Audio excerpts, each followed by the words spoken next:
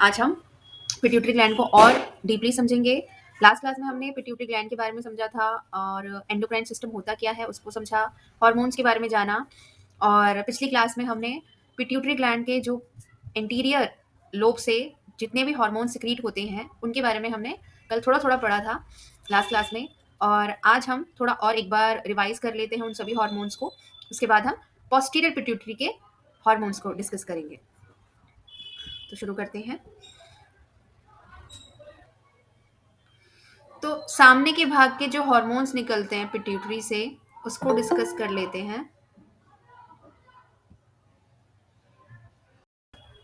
तो हमने सबसे पहले पढ़ा था एसीटीएच हार्मोन के बारे में, जिसे कॉर्टिकोट्रोपिन हार्मोन भी कहते हैं, जो एड्रिनल ग्लैंड को, जो हमारी एड्रिनल ग्रंथि है, तो वहां से कॉर्टिसोल और दूसरे जो हार्मोन है उसको उत्तेजित करता है, उनको सिक्रीशन के लिए, उनके सिक्रीशन के लिए उसको स्टिमुलेट करता है। और ये जो एसीटीएच हार्मोन है ये हमारे पिट्यूटरी ग्लैंड से निकलता है, ठीक है। तब जाके वो एड्रिनल, वो हार्मोन एसीटीएच हार्मोन एड्रिनल ग्रंथि पर जाके टारगेट अपने ऑर्गन पे जाके वो अपनी फंक्शनिंग, वो उनकी फर्स्ट फंक्शनिंग के लिए कहता है कि अब तुम इस हार्मोन को रिलीज करो, ठीक है। दूसरा जो हार्मोन है वो है फॉलिकल स्टिमुलेटिंग हार्मोन, और साथ में एक और है ल्यूटिनाइजिंग हार्मोन। ये दोनों मिलके जो हमारे हैं गोनेडोट्रोपिन हार्मोन है। ये हमारे गोनाड से रिलेटेड है हार्मोन्स। गोनाड्स मीन यानी कि अगर आप रिप्रोडक्टिव ऑर्गन्स को देखें तो हमारे उससे रिलेटेड है ये। फीमेल्स में हमारे ओवरी ओवरी को स्टिमुलेट करता है और मेल्स में टेस्टिस को स्टिमुलेट करता है। एक बार पढ़ लेते हैं, समझ लेते हैं क्या है ये। जो वीर्य होते हैं, जो स्पर्म होता है, उसको, उसके निर्माण के लिए, उसको, उसके उत्पादन के लिए जो टेस्टिस होता है उसको ये उत्तेजित करते हैं ये हार्मोन। और महिलाओं में जो एग्स होते हैं, ठीक है, उसको उत्पादित करने के लिए, उसका निर्माण करने के लिए ओवरी को स्टिमुलेट करते हैं। और जो सेक्स हार्मोन्स होते हैं जैसे टेस्टोस्टेरोन हो गए, एस्ट्रोजन हार्मोन हो गए, ठीक है, या और हमारे जो जेनाइटल ऑर्गन्स होते हैं उनको ये उत्तेजित करता है। ये आपको दो हार्मोन्स याद रखने हैं जो हमारे पिट्यूटरी ग्लैंड से निकलते हैं और जो हमारे रिप्रोडक्टिव ऑर्गन्स की डेवलपमेंट में काम करते हैं। फिर अगला हार्मोन आता है आपका ग्रोथ हार्मोन। ग्रोथ हार्मोन मतलब जो हमारे शरीर की ग्रोथ पर आधारित हो।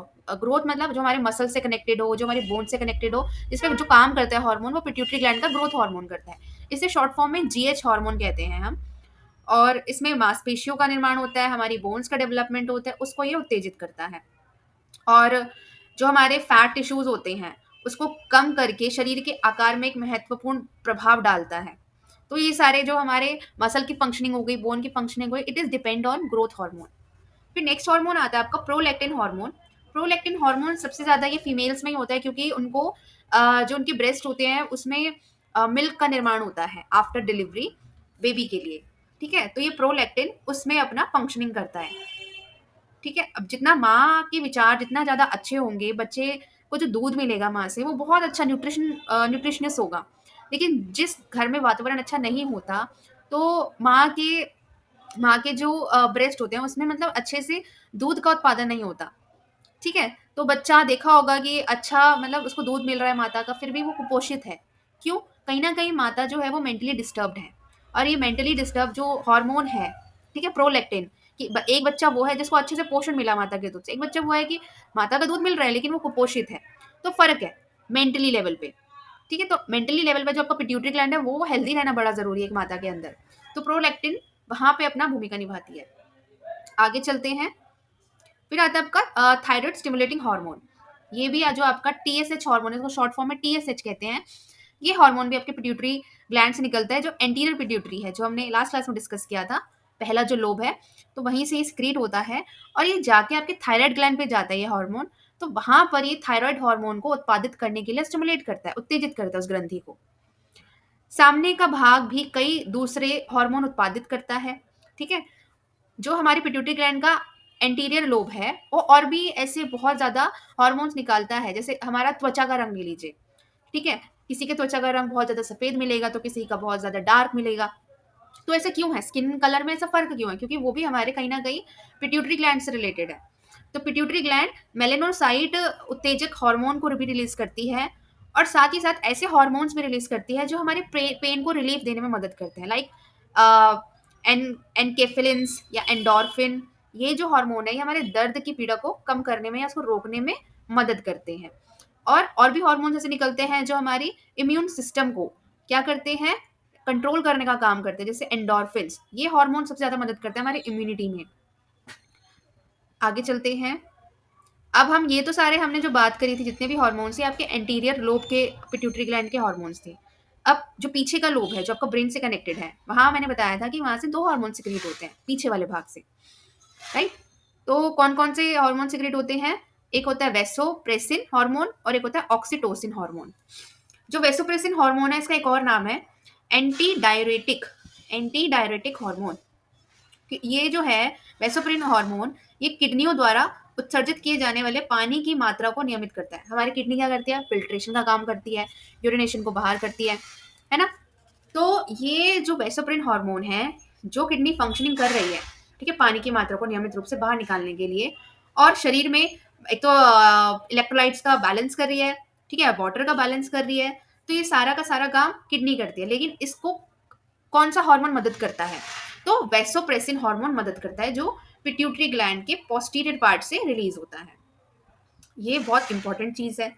अब आगे जो है दूसरा हार्मोन था ऑक्सीटोसिन। ऑक्सीटोसिन हमारे फीमेल्स में होता है और डिलीवरी के वक्त महिलाओं को ऑक्सीटोसिन इंजेक्शन भी लगाए जाते हैं। अब ये है क्या उसको समझ लेते हैं।